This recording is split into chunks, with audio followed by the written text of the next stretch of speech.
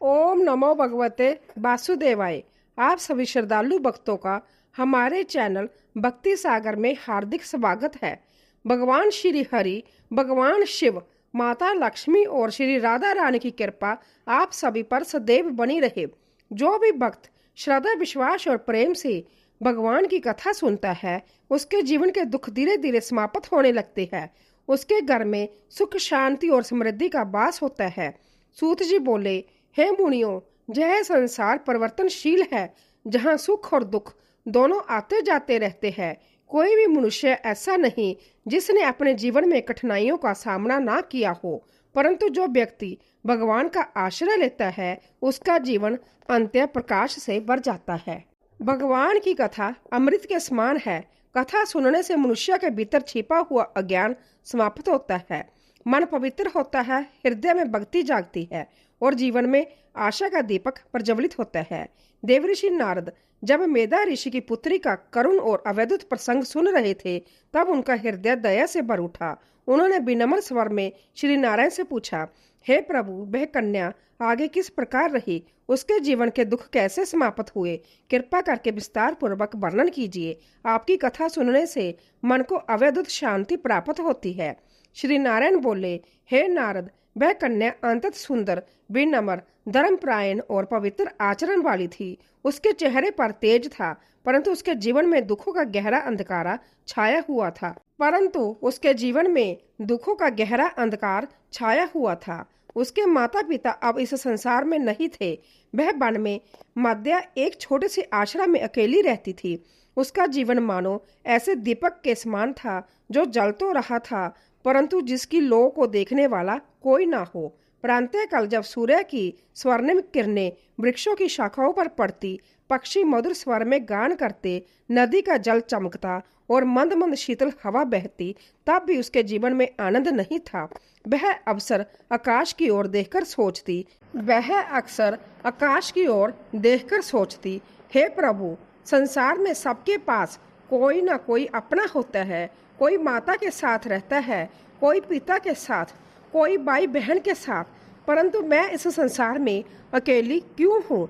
यह सोचते ही उसकी आंखों से आंसू बहने लगते। कभी वह अपने पिता की स्मृतियों में खो जाती, कभी भगवान का नाम लेकर रोने लगती और कभी घंटों तक मौन बैठी रहती। वह प्रतिदिन प्रातःकाल नदी में स्नान करती, भगवान विष्णु की पूजा करती, तुलसी माता के समीप दीपक जलाती, शिवलिंग पर जल अर्पित करती, मंत्र जपती, किंतु उसके मन की व्याकुलता समाप्त नहीं होती थी। रात्रि के समय जब पूरा वन शांत हो जाता और केवल झिंगुरों की आवाज सुनाई देती, तब वह चंद्रमा को देखकर सोचती, क्या मेरे जीवन में भी कभी सुख का चंद्र उदय होगा? धीरे धीरे समय बीतता गया। वर्षा ऋतु आई, घने बादल आकाश में छा गए, बिजली चमकने लगी, वर्षा की बूंदें धरती पर गिरने लगी, मोर नृत्य करने लगे। पूरा वन हरियाली से भर गया, परंतु उसके जीवन में कोई हरियाली नहीं आई। शीत ऋतु आई, ठंडी हवाएं चलने लगी, रातें लंबी और कठोर हो गई।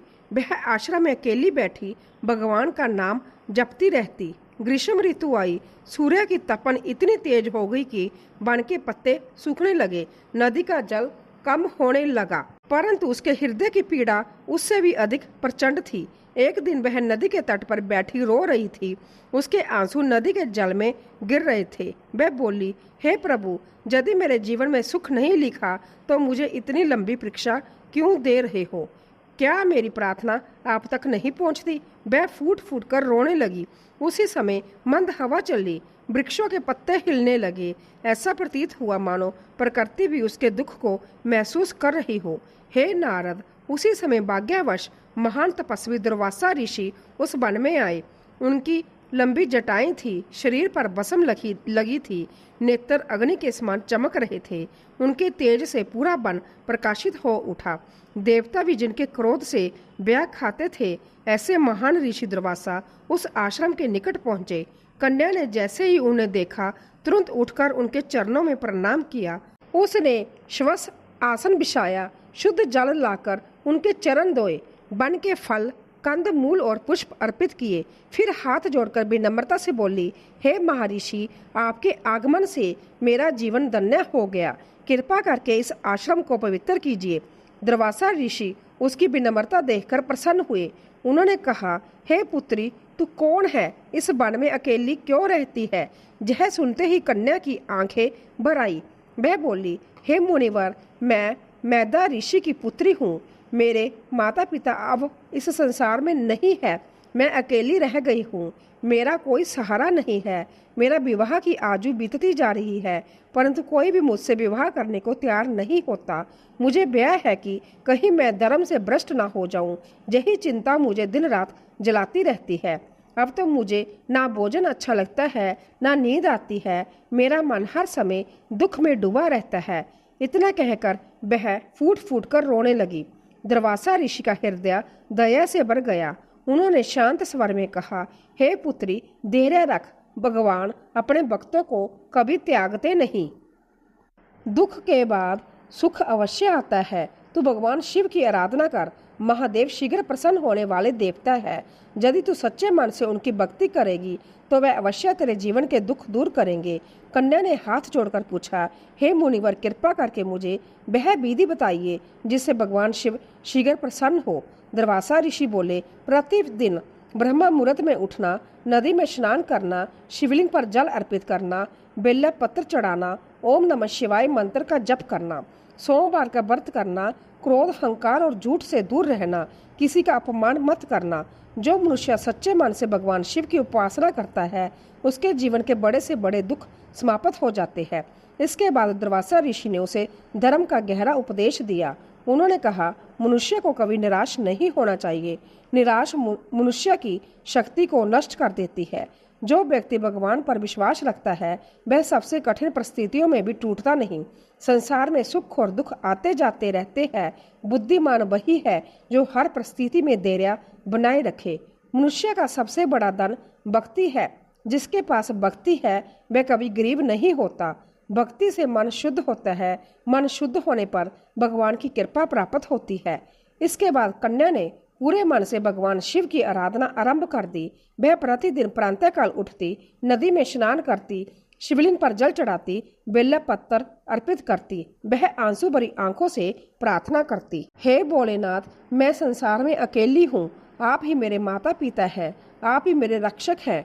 कृपा करके मेरे जीवन को भी सुखमय बना दीजिए। धीरे धीरे उसकी तपस्या बढ़ने लगी। अब वह केवल फलाहार करने लगी। कई दिनों तक उपवास रखती, घंटों तक ध्यान में बैठी रहती। वन के ऋषि मुनि भी उसकी भक्ति देखकर आश्चर्य करने लगे।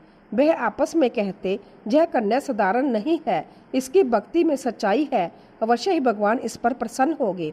एक दिन जब वह शिवलिंग के सामने ध्यान में बैठी थी तभी पूरा मंदिर दिव्य प्रकाश से भर गया। मंद सुगंध फैलने लगी। घंटियों की ध्वनि गूंज उठी। तब उसके सामने भगवान शिव और माता पार्वती प्रकट हुए। भगवान शिव जटाधारी, त्रिनेत्रधारी और अत्यंत तेजस्वी दिखाई दे रहे थे। माता पार्वती करुणा और प्रेम से उसकी ओर देख रही थी। वह कन्या तुरंत उनके चरणों में गिर पड़ी। उसकी आंखों से आंसू बहने लगे। भगवान शिव बोले, हे पुत्री, तेरी भक्ति ने हमें अत्यंत प्रसन्न किया है। तूने दुख में भी भगवान का स्मरण नहीं छोड़ा, इसीलिए अब तेरे जीवन के दुख समाप्त होंगे। माता पार्वती बोली, हे पुत्री, जो स्त्री धैर्य, श्रद्धा और भक्ति को नहीं छोड़ती उसका जीवन अंत्य सुखमय हो जाता है। भगवान शिव ने उसे आशीर्वाद देते हुए कहा, तुझे एक धर्मात्मा और महान पति प्राप्त होगा। तेरा जीवन सुख, शांति और धर्म से भर जाएगा।